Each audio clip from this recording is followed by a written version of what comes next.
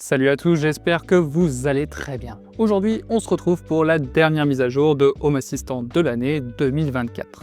Alors, installez-vous confortablement, armez-vous d'un bon chocolat chaud, de votre plaid et voyons ça ensemble. Vous savez, parfois quand je teste des nouveautés pour cette chaîne, ça mène à des situations assez particulières. Il y a encore quelques semaines de ça, 2 heures du matin environ, ma femme et mes enfants, ceux-là là, dormaient paisiblement et moi, comme un youtubeur dévoué que je suis, j'étais en train de trifouiller tranquillement dans une scène sur Home Assistant relative aux alarmes. Et là, vous commencez à deviner ce qui s'est passé. Oui, toutes les alarmes se sont mises à gueuler d'un coup et mes lumières passaient en rouge, etc., etc. Mes chats qui détalent et ma femme à 2 doigts de finir en prison pour homicide très volontaire. Bref, un grand moment de solitude comme on aime. Mais figurez-vous que ce genre de situation arrive tellement souvent que l'équipe de Home Assistant a enfin décidé d'agir. C'est vrai qu'on n'a pas encore abordé les scènes sur cette chaîne YouTube, donc concrètement, qu'est-ce que c'est ? Pour ceux qui découvrent, c'est ce qui permet de créer des ambiances préconfigurées. Imaginez un bouton soirée film qui règle automatiquement vos lumières, votre thermostat et pourquoi pas votre télé. Ça vous permet de définir les états de plusieurs appareils pour tous les activer en même temps à un moment donné. Et le problème, c'est que jusqu'à présent, dès que vous ouvriez l'éditeur de scène pour faire la moindre modification, ça activait la scène en question. Maintenant, ils ont ajouté un mode révision qui permet de modifier les paramètres de base de la scène, le nom, l'icône et la zone sans déclencher la scène.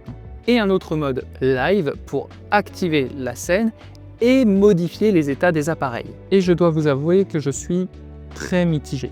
L'intention est bonne, mais l'exécution... J'aurais vraiment aimé pouvoir modifier les états des appareils directement en mode révision. Là, au final, le mode révision ne sert qu'à modifier des infos de base et ça fait donc un peu gadget. En mode révision, il aurait été préférable de réellement pouvoir tout modifier et le mode live aurait été simplement un mode live. Bon, par contre maintenant, voyons une grosse avancée et ça concerne l'assistant vocal de Home Assistant. Et là, je dois avouer qu'ils ont fait un truc assez génial. Vous savez, jusqu'à maintenant, c'était soit l'un, soit l'autre. Le traitement local rapide mais basique, genre allume la lumière du salon, ou alors un modèle de langage comme ChatGPT, super intelligent, mais qui prend son temps et coûte un bras. C'est un peu comme choisir entre une 2 chevaux et une Ferrari finalement. Chacun ses avantages, mais chacun ses inconvénients aussi. Et là, ils ont eu une super idée.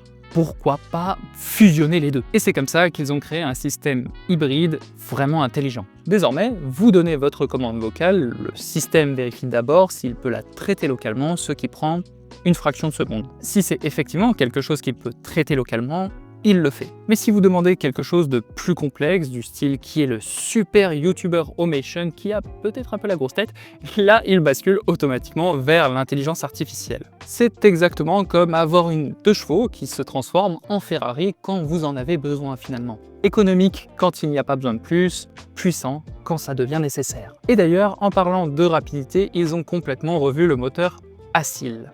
ASIL, c'est justement le cerveau qui analyse vos commandes vocales en local. Vocal en local. Vocal en local. Le problème, c'est qu'avec le développement de ce projet, Papy ASIL commençait à faire un peu d'arthrose. Dans certaines langues, une phrase mal comprise pouvait engendrer jusqu'à 15 secondes de temps de réponse. 15 secondes. Mais ils ont fait un très bon travail sur l'optimisation. Maintenant, le même traitement prend 100 millisecondes. 0,1 seconde. C'est plus rapide que de cligner des yeux. Ça, c'est quand même le genre d'amélioration qui change complètement l'expérience utilisateur. Et en parlant d'expérience utilisateur, un autre changement majeur, la notation des intégrations. Depuis 2018, Home Assistant note ses intégrations un peu comme aux Jeux Olympiques. Bronze, argent, or, platine. Mais jusqu'à maintenant, c'était uniquement basé sur la qualité du code de l'intégration. Un peu comme juger un restaurant uniquement sur sa cuisine sans prendre en compte le service et l'ambiance. Philippe Etchebest n'est pas très content. Mais là, ils ont complètement repensé ce système. Le système de notation repose désormais sur l'expérience utilisateur au sens large, et plus seulement sur son code. Le bronze, donc, c'est le minimum syndical, l'intégration fonctionne, Point. L'argent, c'est pour celles qui sont considérées vraiment plus fiables et plus robustes. L'or, là, on monte clairement d'un cran. Non seulement c'est fiable, mais en plus, l'expérience utilisateur est au top. Et cerise sur le gâteau, c'est super bien documenté. Et le platine, le platine, l'excellence à tous les niveaux. Le code parfait, performance optimale, documentation impeccable, la Rolls-Royce des intégrations. Bon, et en dehors de ça, nous avons aussi des classifications spéciales. Aucune note quand l'intégration n'a pas encore été notée, ça semble assez logique finalement. Interne pour les intégrations propres à Home Assistant, ça semble toujours très logique. Personnalisé pour les intégrations personnalisées, bon en réalité c'est souvent les intégrations qui viennent de HACS. Puis enfin, héritage pour les anciennes intégrations un peu poussiéreuses qui généralement ne fonctionnent qu'en YAML. D'ailleurs, si vous voulez creuser un peu plus le sujet, je vous mets un lien en description qui vous redirige vers la documentation officielle. Pour les nouvelles intégrations, nous avons Akaya pour leur balance à café. Music Assistant qui fait son entrée officielle, ainsi que NASWeb, Nordpool et Sky Remote. Et pour les plus techniques d'entre vous, et je sais qu'il y en a pas mal qui me regardent, Home Assistant migre sa version de Python à la 3.13. En théorie, ça devrait notamment améliorer légèrement les performances, même si franchement c'est déjà très rapide, et en pratique, ça change pas grand chose pour vous. Et la meilleure nouvelle dans tout ça, aucun changement qui risque de casser votre installation.